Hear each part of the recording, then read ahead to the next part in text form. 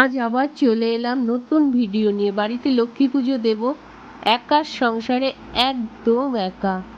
বাজারে গিয়ে লক্ষ্মী পূজার বাজার করা, ঠাকুর বাসন মাজা, এক হাতে নারকোল কুড়িয়ে নাড়ু করা, সব সব এ টু জেড কাজ করা।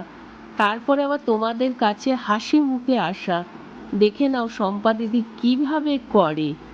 ভিডিওটা একদিন আগের ভিডিও, কিন্তু আজ আমি তোমাদের কাছে ছেড়ে দিচ্ছি গো ভিডিওটা।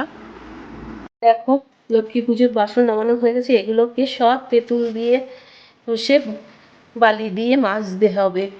দেখো লক্ষ্মী পুজো উপলক্ষে দেখো এত বাসন আমার সমস্ত মাজতে হয়, জানো তো। আবার এই বাসনগুলো, এই যে পেতলের বাসন, কাঁসার বাসন, এগুলো আমি প্রথমে তেঁতুল দিয়ে তারপরে বালি দিয়ে মাজছি।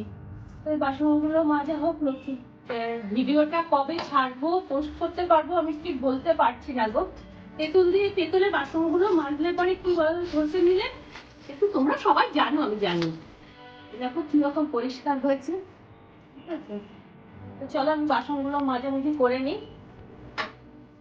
দেখো বাসনগুলো সমস্ত মাজামাজি করে পরিষ্কার করে এখানে দেখো সুন্দর লাগছে দেখতে। দেখো তোমরা, দেখো দেখো কি সুন্দর করে পরিষ্কার করেছি।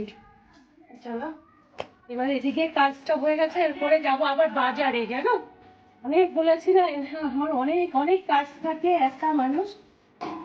পূজারি বাড়ির বউ, পূজারি বাড়ির বউ, বুঝতে পেরেছো? টাটা। পরে পুজোর বাসন মেজে রোদে দিয়ে রেখে দিয়েছিলাম, আর স্নান করে ঘরের পুজো দিয়ে পুজোর বাসনগুলো তুলে রাখছি। আর কি পরিষ্কার লাগছে বাসনগুলো।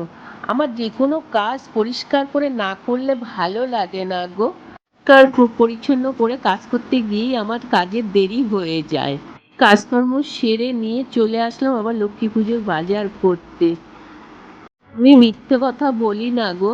আর এদিকে দেখো আমার লক্ষ্মী পুজোর বাজার পুরো করা কমপ্লিট হয়ে গেছে। এক হাতে ক্যামেরা, এক হাতে। এরপরে এই যে নাড়ু করব বলে প্রথমে চিনি দিয়ে দুধ, নারকোল কোড়া দিয়ে একসাথে মেখে সন্দেশ বানিয়ে নিলাম। চিনির নাড়ুগুলো এক একটা এক এক সাঁচে কিভাবে তৈরি করে নিয়েছি, কি ভালো লাগছে। কি তোমাদের কেমন লাগছে বলবে। আবার গুড়ের নাড়ু বানাতে বসে গেলাম।